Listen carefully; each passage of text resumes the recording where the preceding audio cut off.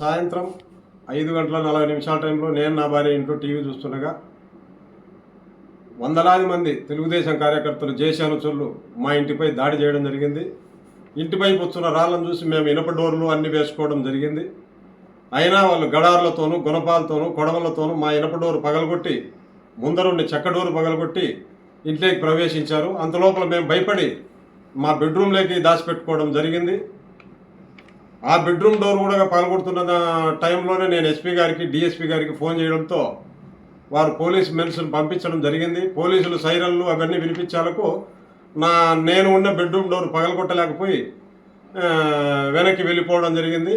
అంతలోపల మేము కిటికీలలో అంతా వచ్చి చూడగా కొంతమంది పోలీసులు కొంతమంది బయట ఆడవాళ్ళు మాకు సంబంధించిన వాళ్ళు కనపడడంతో నేను ధైర్యంగా నా దగ్గర ఉన్న నేను బెడ్రూమ్లో భయపడి నా లైసెన్స్ తుపాకీ ఇంకా ఎవరైనా దాడి చేస్తారేమో అని నా రివాల్వర్ తీసుకుని నేను బయటికి రావడం జరిగింది. దీన్ని పలు విధాల పోలీసుల దగ్గరే నేనున్నాను. పోలీసులు వచ్చిన తర్వాతనే బయటకు వచ్చాను. ఆ లైసెన్స్ తుపాకులు నా దగ్గరే ఉన్నాయి. నేనెవరినో భయపడించినట్టు అందరినీ భయపడించినట్టు తిరిగి నా మీదనే కంప్లైంట్ చేస్తున్నారంట. అయ్యా గౌరవనీయులైన ముఖ్యమంత్రి గారు చంద్రబాబు నాయుడు గారు, నీ తెలుగుదేశం పార్టీ కోసం సర్వము పోగొట్టుకున్న కుటుంబాలు మావి. ఈ సంఘటనపై నిజాయితీగా విచారణ చేసి మాకు చట్టరీత్యా వారిపై చర్యలు తీసుకోవాలా. నేను తప్పు చేసింటే నా మీద కూడా చర్యలు తీసుకోమను.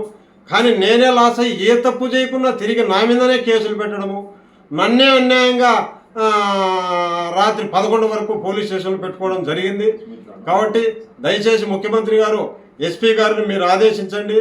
నిజాయితీగా నాకు పిల్లలు ఉన్నారు, జేసీ ప్రభాకర్ రెడ్డి కుటుంబానికి పిల్లలు ఉన్నారు. నేను ఎవరినైనా భయపడిచింటే నేను ఈ పొద్దు తల ఉంచుతాను.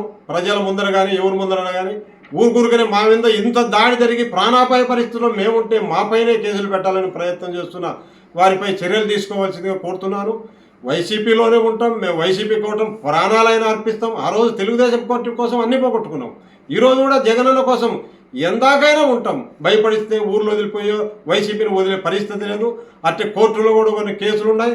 దానిని కూడా విత్డ్రాలు చేసుకోమని చెప్పి నన్ను భయపడించడం జరుగుతుంది. అవన్నీ విత్డ్రా చేయించుకోవడం కోసం ఇవన్నీ జరుగుతుంది.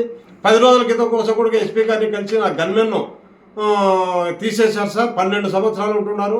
తిరిగి నా గన్మెన్ను కేటాయించాను సార్. నాకు రక్షణగా చాలా ఇబ్బందులు ఉన్నాయి. నాకు ప్రాణరక్షణ నాకు కరువైంది సార్ అని కూడా ఎస్పీ గారిని కూడా విన్నవించుకున్నాను. అయినా ఎక్కడ నాకు కనికరించిన పాపన పోలేదు. కావున రాష్ట్ర ప్రభుత్వం ఇప్పటికైనా కన్నులు తెరిచి మా లాంటి వారిని కుటుంబాలకు దూరం చేయకుండా మా ప్రాణాలు పోకుండా ఈ ప్రభుత్వం రక్షించవలసిందిగా కోరుతున్నాను. ఎంతసేపు వచ్చింది?